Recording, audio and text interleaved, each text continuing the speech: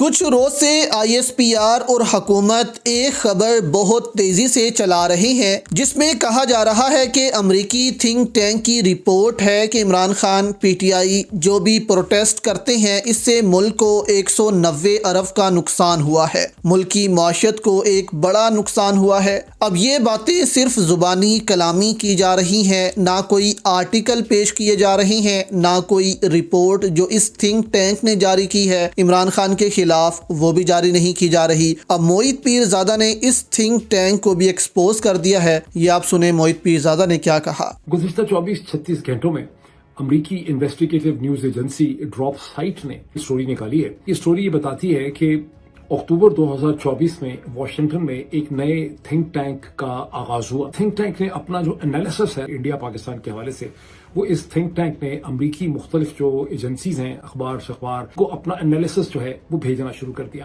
کسی نے زیادہ اس کو نوٹ نہیں کیا۔ ڈراپ سائٹ کو اس میں اس وقت انٹرسٹ پیدا ہوا جب انہوں نے ایک سٹوری نکالی پاکستان کے حوالے سے۔ اس سٹوری کے اندر ایکسپرٹس نے یہ دعویٰ کیا کہ پاکستان میں پاکستان تحریک انصاف کی جو پروٹیسٹ ہیں اس کے نتیجے میں پاکستان کی معیشت کو بہت دھچکا لگا ہے، اس کا GDP 1% کے اندازاً کم ہو گیا ہے اور بلینز آف ڈالرز کا پاکستان کو نقصان ہوا۔ ڈراپ سائٹ کے جو ایڈیٹرز اور رپورٹر انہوں نے اندازہ لگایا کہ ایک ہفتے کی بھی پروٹیسٹ نہیں تھی پاکستان کی، اس سے پاکستان کو بلینز آف ڈالرز کا نقصان کیسے ہو گیا۔ یہ جو تھنک ٹینک ہے اس کا کوئی نہ ایگزیکٹو پریزیڈنٹ ہے، نہ کوئی اس کا ایگزیکٹو ڈائریکٹر ہے، نہ کوئی اس کا CEO ہے۔ البتہ یہ ہے کہ اس کے 12 ایکسپرٹس ہیں، حسین اور وقاص احمد، تینوں کی ملی ہوئی اسٹوری ہے۔ جب اس کی ریسرچ کرنی شروع کی، مشہور نام جو یہاں پر استعمال کیے گئے، بریڈفورڈ اسمتھ جو ان کے انالیسس کو ہیڈ کرتے تھے۔ بریڈفورڈ اسمتھ کے نام کا کوئی اسکالر ویسٹرن ورلڈ کے اندر ایگزسٹ ہی نہیں کر رہا۔ یہ وہ لوگ ہیں جو دنیا میں پیدا ہی نہیں ہوئے اس نام کے ساتھ۔ تصویر بھی باقاعدہ انہوں نے شائع کی ہوئی ہے جس میں دکھایا گیا ہے کہ یہ ہمارے پرنسپلز ہیں۔ ڈراپ سائٹ نے اس کی گوگل امیج سرچ کی تو گوگل سے ہی چوری ایک امیج ہے۔ جتنی بھی سٹوریز ہیں اس میں بار بار ایک ٹرم استعمال کی جاتی ہے جو پاکستانی فوج کو بہت پسند ہے، اور وہ ہے 5th جنریشن وارفیئر ہو رہی ہے پاکستان کے خلاف۔ پاکستان کے DG ISPR صاحب جو ہیں ان کو 2 ارب روپے مزید پاکستان کی اکنامک کوآرڈینیشن کمیٹی ECC نے عنایت فرمائے ہیں تاکہ وہ فیک نیوز کا مقابلہ کر سکیں۔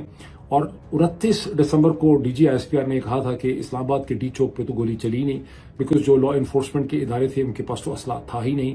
یہ اور بات ہے کہ سب لوگ گولیوں کی تصویریں، اس کی فوٹیج، اس کی گولیوں کی آواز سنا کے آپ کو مر گئے، لیکن وہ فرماتے ہیں کہ نہیں۔ تو انہی DG ISPR کو 2 ارب روپے جو ہیں وہ دیے گئے ہیں فیک نیوز کا مقابلہ کرنے کے لیے، اور 1.6 ارب روپے مزید اگلے 8 ہفتوں میں دینے ہیں ISPR کی ٹیکنیکل اپ گریڈیشن کے لیے۔